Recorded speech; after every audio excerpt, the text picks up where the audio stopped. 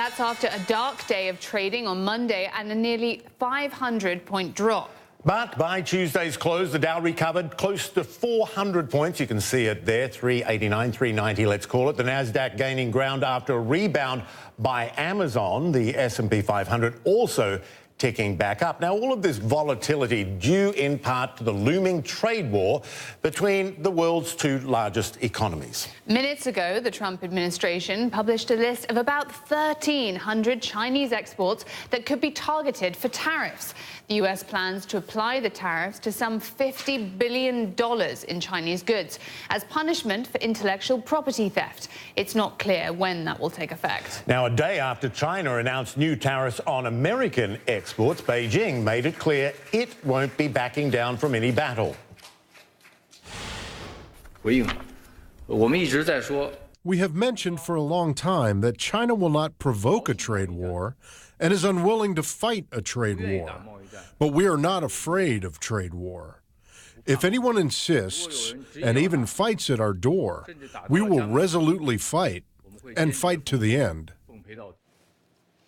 Earlier, Mr. Trump stated that the U.S. helped rebuild China and that he wants to get along with China, but that the U.S. has to do something very substantial about the trade deficit. Our Beijing correspondent, Matt Rivers, is on a rare visit to the CNN World headquarters here in Atlanta, and he joins us on set.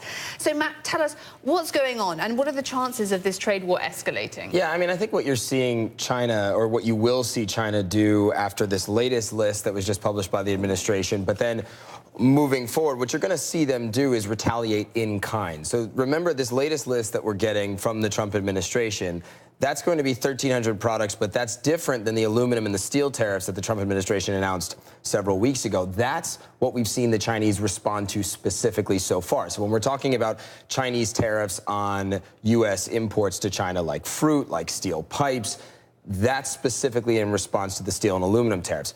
That was much smaller. This latest list released by the Trump administration, we're still going through it. It largely looks like what we expected it to be, you know, technology, aerospace, machinery.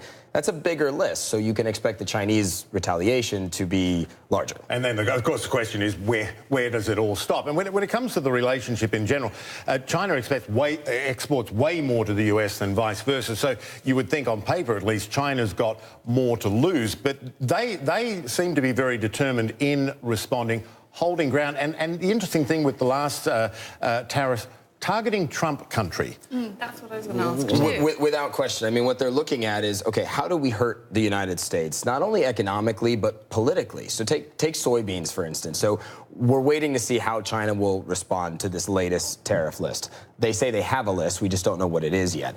But if you take soybeans, for example, $14 billion worth of American soybeans went to China in 2016. What states produce soybeans? 8 of the top 10 producing soybean states in the U.S.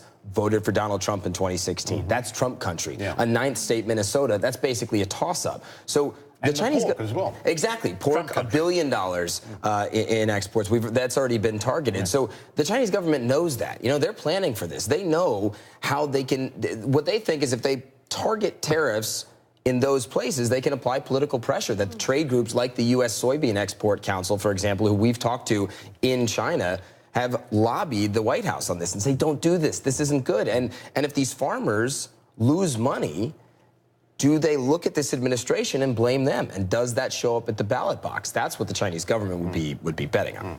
Yeah, will they blame the administration or will they blame China? So we've got soybeans looming like some sort of sword of Damocles. But what we were talking about earlier is how do we reconcile the fact that Trump has said in the past that he's got huge respect for Xi Jinping, and yet he's very critical of the China trade policy? I mean, this is the odd dichotomy that we're dealing with. And what the administration would say is that you can have both, that they're not mutually exclusive things, that you can have a good personal relationship, but also a realization that the economic relationship between both sides isn't fair.